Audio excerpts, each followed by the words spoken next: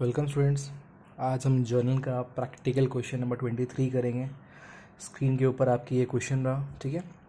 चलिए एक करके इसको रिकॉर्ड करते हैं। तो ये जर्नल बन रही है नवीन गुप्ता, ये हमारे ओनर हैं। एंड डेट तो नहीं दी हुई है, नंबरिंग दिया है, तो नंबरिंग से शुरू करते हैं। पहला ट्रांजैक्शन है, out of insurance premium paid this year 15,000 is related to next year. ठीक है, तो यहाँ पे जो इंश्योरेंस प्रीमियम पे हुआ है उसमें से कह रहा है कि 15,000 नेक्स्ट ईयर का है, यानी फ्यूचर ईयर का है। तो ये आपका एक प्रीपेड अमाउंट है, प्रीपेड एसेट है आपका। तो हम लिखेंगे यहाँ पे prepaid insurance account debit to insurance account. ठीक है, अमाउंट रहेगी 15,000। तो ये जो इंश्योरेंस पे किया होगा तो एंट्री बनी होगी insurance account debit to cash, but वो हमको पास नहीं करनी है बिकॉज कि वो सीधे सीधे बता रहा है कि जो 15,000 हमने पे किया वो नेक्स्ट ईयर का है। तो हमने सीधे प्रीपेड इंश्योरेंस से ही शुरू किया। ठीक है, नेक्स्ट आते हैं। अगला है credit purchase from Ram and company for 50,000, cash discount will be received at 5% on payment of bill within 10 days। तो उसको अगर डिस्काउंट ऑफर किया जाएगा, बट कब ऑफर किया जाएगा, जब 10 दिन के अंदर पेमेंट होती है तो। ठीक है, बट फिलहाल ये क्रेडिट परचेज है तो हम फिलहाल परचेज की ही एंट्री पास करेंगे, which is purchase account debit to Ram and company 50,000। ठीक है, चलिए ये हो गया। सो आई रिक्वेस्ट कि आप लोग जब भी एक क्वेश्चन देखें तो आप इनिशियल वीडियोस को पहले चेकआउट ज़रूर कर लें। ठीक है, क्योंकि उन वीडियोस में, इनिशियल वीडियोस में वो पूरा एक्सप्लेनेशन होता है कि हम परचेज अकाउंट ही क्यों ओपन कर रहे हैं, क्यों डेबिट ही कर रहे हैं। ठीक है, ये सारी चीज़ें उसमें मेंशन्ड होती है, तो इसका आप ज़रूर ध्यान दीजिएगा। ठीक है, क्योंकि लेटर वीडियोस में उतने अच्छे से मतलब डिटेल में एक्सप्लेन नहीं कर रहा हूँ, क्योंकि मुझे लगता है कि आप ये बेसिक एंट्रीज ऑलरेडी आप सीख चुके हो पुराने वीडियोस में। तो जो नया कुछ आ रहा है मैं उसको एक्सप्लेन कर रहा हूँ, बट फिर भी अगर कुछ रह जाता है तो आप कमेंट्स में तो आप पुट कर ही सकते हो। ठीक है, चलिए नेक्स्ट आते हैं। थर्ड जो ट्रांजैक्शन है आपका, लिखा है कि cash paid to Ram and company and discount availed off. ये कह रहे हैं कि हमने यहाँ पे राम एंड कंपनी को कैश पेमेंट की और डिस्काउंट अवेल कर लिया है। डेट तो मेंशन नहीं है, बट इनके अकॉर्डिंग हमने 10 दिन के अंदर पेमेंट कर दी है। जो कंडीशन था उसको हमने फुलफिल किया है। तो एंट्री हो जाएगी आपकी Ram and company debit to cash, क्योंकि कैश पे हो रहा है, और टू डिस्काउंट रिसीव्ड।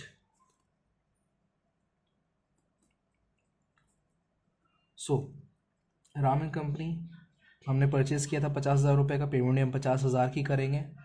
डिस्काउंट निकाल लेते हैं, 50,000 के ऊपर डिस्काउंट ऑफर होना था 5%, तो इसका 5% हो जाता है आपका 2,500 रुपये। तो ये डिस्काउंट में आप लिख लीजिए 2,500 रुपये, एंड माइनस करने के बाद आपका कैश की अमाउंट आ जाएगी। ठीक है, तो 2,500 माइनस करोगे तो ये होगा आपका 47,500। ठीक है,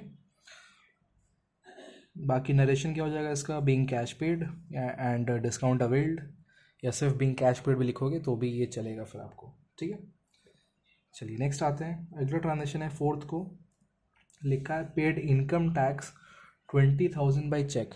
इनकम टैक्स पे किया गया है। इनकम टैक्स आई थिंक मैं ऑलरेडी किसी पुराने वीडियो में डिस्कस कर चुका हूँ। ये ट्रांजेक्शन पहले भी आ चुका है।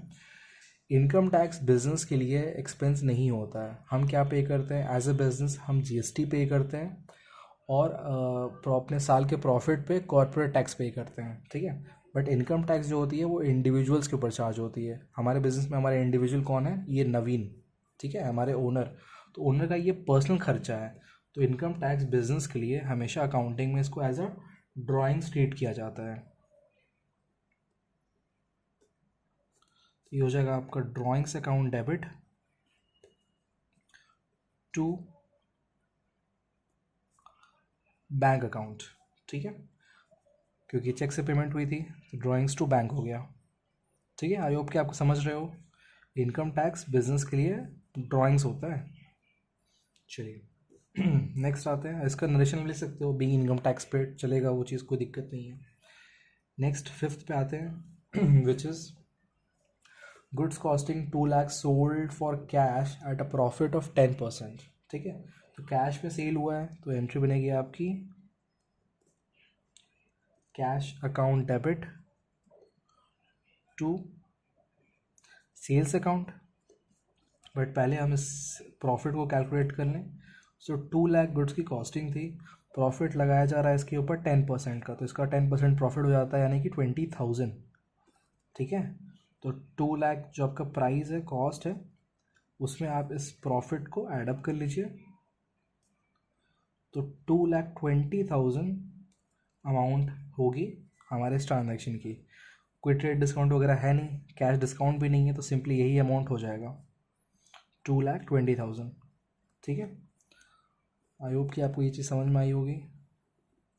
चलिए मूव ऑन करते हैं अपने लास्ट ट्रांजेक्शन की तरफ, विच इज़ परचेज़ किया गया है यहाँ पे आयरन सेफ 2 लाख रुपए का, फाइलिंग कैबिनेट 50,000 रुपये की, और कंप्यूटर 1 लाख रुपए का। तो ये जितनी भी चीज़ें हैं ना, इनको हम इनके लिए सेपरेट अकाउंट्स ओपन नहीं करेंगे, हम एक सिंगल अकाउंट ओपन करेंगे जिसका नाम होगा आपका ऑफिस इक्विपमेंट। ठीक है, क्योंकि यार ऐसे अगर आप हर चीज़ के लिए अकाउंट ओपन करो तो बुक्स बहुत ही लेंदी हो जाती हैं कि फाइलिंग कैबिनेट के लिए अलग, आयरन सेफ के लिए अलग। तो आप क्या करोगे इस केस में, आप ध्यान दीजिएगा इसका कि हम एक ऑफिस इक्विपमेंट अकाउंट ओपन करेंगे एंड सारा कुछ एसेट इसी अकाउंट में एक साथ लिख दिया जाएगा। जैसे अब मान लो अगर कभी क्वेश्चन आपको मिलता है कि हमने चेयर खरीदी है, टेबल खरीदा, सोफ़ा खरीदा है, बट है तो वो अल्टीमेटली फर्नीचर, उस केस में फर्नीचर अकाउंट ओपन करोगे। उसी तरह से यहाँ पे भी ये सारी चीज़ें आपके लिए ऑफिस इक्विपमेंट अकाउंट के अंदर ये आती हैं।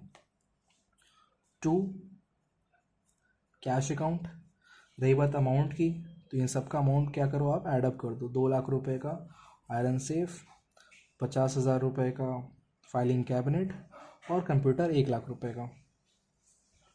एक साथ अमाउंट कंबाइन हो गई 3,50,000, और ये ही लिख लिया जाएगा यहाँ पे। नरेशन क्या होता है इसका, नरेशन लिखते हैं तो हम लिखते हैं बीइंग एसेट्स परचेज्ड। ठीक है, बहुत ज़्यादा डिटेल में आपको लिखने की ज़रूरत नहीं है। चलिए ये भी क्वेश्चन हमारा पूरा हो चुका है, आप इसको टोटल कीजिए यहाँ पे, एंड इसका अमाउंट आना चाहिए 7,05,000।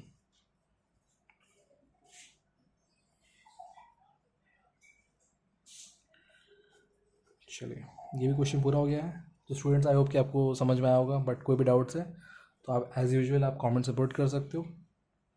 Thank you students.